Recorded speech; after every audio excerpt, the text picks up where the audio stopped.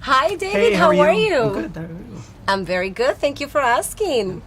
Okay, tell me how hard was to recreate everything from scratch. It was hard. It was a challenge though, more than anything. I mean, it had its ups and its downs, but it was a really fascinating project to get in and sort of learn a whole new vocabulary. You know, I have never built an airplane before, and it's kind of one of those things where you walk in and you think, why is this all put together the way it is, and how does this come together, and why are these shapes the way that they are? And so there's like this really, it's why I kind of think it's one of the best jobs in the world, because every job is a new experience to learn something about the world that we live with and so this movie was definitely one of those things, like, let's figure out how this does what it does and figure out how we can put our own stamp on that. So learning how the airplane works was how it's put together was a big thing. And how long was the pre-production for the whole set? I think it was about 10 weeks. It was about 10, 12 weeks, I feel like. I mean, Alec, the designer on the movie, had started before I started, so that there was a time where they had done some development before I was even in the picture. So it wasn't a cold start at 10 weeks, but it was still 10 weeks of building and franticness. So it was brief. It was briefer than it would have been great, but we got it done and it looks good. So It looks amazing. What was harder, Spider-Man 3 or Nonstop? nonstop. Why?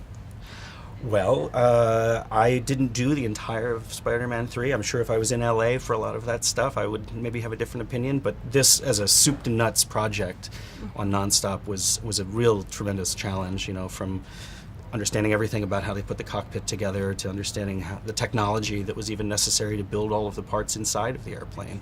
It was an engineering project as much as an artistic project, and that really appealed to me. So. And if you had the opportunity to recreate a set, like a totally from your mind, what would be like the perfect set to recreate? Wow.